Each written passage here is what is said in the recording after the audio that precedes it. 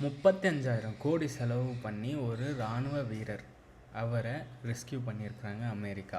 ஒரு பக்க ஊடகங்கள் என்ன சொல்கிறாங்கன்னா, அமெரிக்கா இஸ் த பெஸ்ட். அமெரிக்காவோட ஒரு சோல்ஜருக்காக அவங்க எவ்வளோ ஒன்றா செலவு பண்ணுவாங்க, அமெரிக்கன் சோல்ஜர்ஸை கைவிட மாட்டாங்க நாங்கள் ஒரு செட்டன் மீடியா அந்த மாதிரி ப்ரொஜெக்ட் பண்ணுறாங்க. இன்னொரு செட்டன் மீடியா ஏன்டா நீ தான் ஈரானில் இருக்கிற எல்லா டிஃபென்ஸையும் அழிச்சிட்டியடா, அப்புறம் எதுக்குடா உனக்கு இவ்வளோ செலவாச்சு, நீ ஏன்டா இத்தனை ஃபைட்டர் ஜெட்டர் எடுத்துன்னு போய் தேடினன்ற மாதிரி ஒரு செட்டன் ஆஃப் பீப்புள்ஸ் இந்த ப்ரொபகண்டா பண்ணுறாங்க. ஸோ இது மார்க்கெட்டை எப்படி அஃபெக்ட் பண்ணுன்றதை பார்க்குறதுக்கு முன்னாடி நம்ம ஏப்ரல் 2 அதை பார்க்கலாம். ஏப்ரல் 2 பார்த்திங்கன்னா மார்க்கெட் பயங்கரமாக ரேலி ஆச்சு. கிட்டத்தட்ட இட்ஸ் அ குட். பட் இது எதனால் ஆச்சுன்னா ஐஎன்ஆர் ஸ்ட்ரென்த்தனால் ஆச்சு.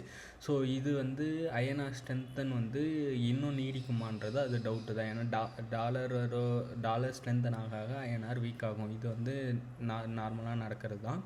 ஸோ இது ஒரு டெட் கேட் பவுன்ஸாக தான் நான் பார்க்குறேன். ஆனால் பார்த்திங்கன்னு வச்சிங்களேன், ஃப்ரைடே குளோபல் மார்க்கெட் ஓப்பனில் தான் இருந்துச்சு. ஒரு சில மார்க்கெட்லாம் ஓப்பன் ஆச்சு. அது பாசிட்டிவ் ஸ்ட்ரென்த்தன் காமிச்சிச்சு. இன்றைக்கி குளோபல் மார்க்கெட்டும் பாசிட்டிவாக தான் இருக்குது. ஜப்பான் இண்டெக்ஸ்லாம் ஓரளவுக்கு பாசிட்டிவாகவே இருக்குது. கரண்ட் ப்ரைஸ் பார்த்திங்கன்னா 22,700 இருக்குது.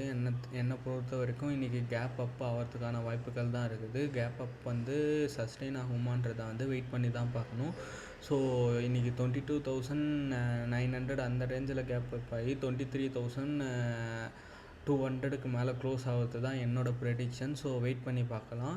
இதே மாதிரி டெய்லி மார்க்கெட்டோட சப்போர்ட் அண்ட் டெக்னிக்கல் இண்டிகேட்டர்ஸ் உங்களுக்கு தெரியணும்னா என் சேனலை ஃபாலோ பண்ணிக்கோங்க. தேங்க்யூ ஃபார் வாட்சிங்.